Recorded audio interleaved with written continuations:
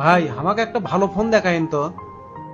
ভাই এই সেটটা নেন, অনেক সুন্দর, দেখতেও স্মার্ট, আর ক্যামেরাটাও অনেক সুন্দর, মেমোরিও আছে অনেক বেশি।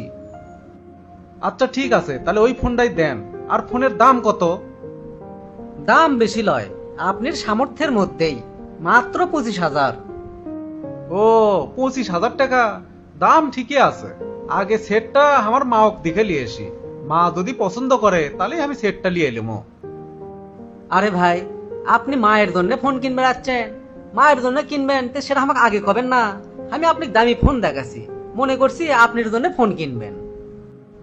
আপনার মায়ের জন্য একটা বাটন ফোন কিনে নিয়ে যান, 1,000 টাকা দাম হবি, টিকসই ভালো হবি, আর কথাও শুনবার পারবি। ইচ্ছে না দাঁড়ান, আমি আপনাকে বাটন ফোন দেখাচ্ছি। না, বাটন ফোন দেখান লাগবার নয়, আমার মায়ের এই ফোনটাই পছন্দ হবে। আপনি এই ফোনটাই প্যাকেট করে দেন। আপনি হয়তো মনে করছেন মা হচ্ছে বুড়া মানুষ, তাকে আবার এত দামি ফোন কিনে দেওয়া লাগবে কৃষক। ভাই কিছু মনে করবেন না, অনেক কাস্টমারই আসে যারা বাপ মায়ের জন্য কম দামি ফোনই পছন্দ করে। আপনি কি প্রথম দেখলেন মায়ের জন্য দামি ফোন কিনতে? এ ভাই, এইদিকে আসেন, শোনেন। আপনার মাও বৃদ্ধ মানুষ, সে এত দামি ফোন দিয়ে কি করবি? মিশেই মিশেই টাকাগুলো নষ্ট করবেন, তার সে একটা বাটন ফোন কিনে দিলেই তো হয়।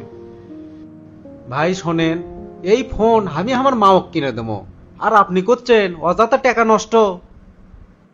এই ধারণা বেশিরভাগ মানুষেরই, বাপ মাওক সব চাইতে কম দামের জিনিস কিনে দেওয়া লিখবি। কিন্তু কৃষক, আমার মায়ের হাতত একটা দামি ফোন থাকবি, এটা দেখে আমি মানসিকভাবে শান্তি পামো। তবে আমার জীবনে মায়ের অবদান অনেক বেশি। বাপক তো আমি বেশি পাইনি ভাই। আমি যখন অনেক ছোট তখন আমার বাপ মরে গেছে। মাও আমাক অনেক কষ্ট করে মানুষ করছে। কোন সময় দেখছি সেলাই করছে, মানুষের বাড়িতে কাজও করতে দেখছি। আমার মাও আমার জীবনে একলাই 100। আমি যেদিন প্রথম চাকরি জয়েন করি, আমার মাও আমার অফিস দেখানোর জন্য নিয়ে গেছিলেন। কি কস বাবা, এটা তোর অফিস? এত বড় অফিসত তুই চাকরি করবু? আমার বেটায় এত বড় একটা চাকরি পাছে, এটা ভাবতেই তো আমার বুকটা ভরে উঠিচ্ছে। মা তুমি আগে বসো তো, আর হামাক চেয়ারত বসলে ক্যাঙ্কা লাগে সেটা কও। বাবারে, তোকে একবারে সাহেবের লাগান লাগিচ্ছে। এলে সব কিছু তোমার অবদান মা।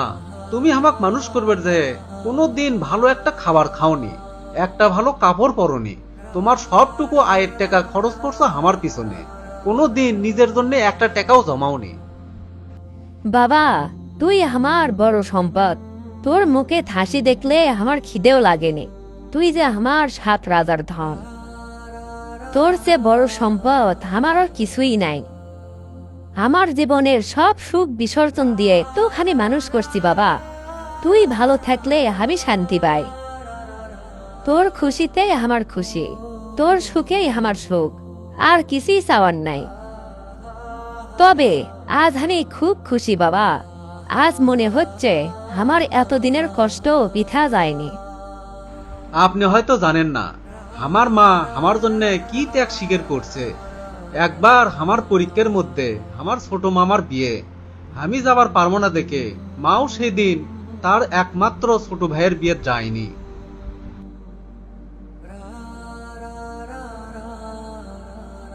সেদিন মাকে আমি বারবার কইলাম, মা তুমি যাও, কিন্তু মা আমার কথা শোনেনি।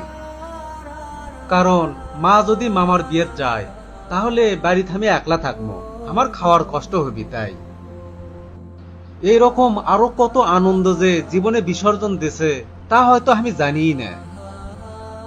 ভাই, সব বাপ মায়েরাই সন্তানের জন্য কষ্ট করে, খালি তোমার মাও লয়। ভাই আপনি একবারে সঠিক কথা কছেন, সব বাপ মায়েরাই সন্তানের জন্য কষ্ট করে। কিন্তু সব সন্তানেরা কেন বাপ মায়ের জন্য কষ্ট করে না? সব সন্তানই বাপ মায়ের বোঝা মনে করে। শোনেন ভাই, আপনি যত ভালো কামই করেন কোনো লাভ নাই। যতক্ষণ পর্যন্ত বাপ মায়ের মুখত হাসি ফোটাতে না পারছেন ততক্ষণ পর্যন্ত আপনার জান্নাত পাওয়া সহজ নয়। কারণ আল্লাহ তাআলা বলেছেন, পিতামাতা সন্তুষ্টিতে আল্লাহ সন্তুষ্টি, আর পিতামাতা অসন্তুষ্টিতে আল্লাহ অসন্তুষ্টি। তাই ভাই, এখনো সময় আছে, বাপ মায়ের সাথে ভালো আচরণ করেন। আমারও বাপ মারা গেছে কয়েক বছর আগে, এখন খালি আমার মাও বেঁচে আছে। আল্লাহ তাআলা কোরআনে বলেছেন, তোমরা পিতামাতার সাথে নরম আচরণ করো, তাদেরকে তুই পর্যন্ত বলো না। আর আমরা তার বিপরীত করি, অন্য মানুষের সাথে নরম আচরণ করি আর পিতামাতার সাথে গরম আচরণ করি।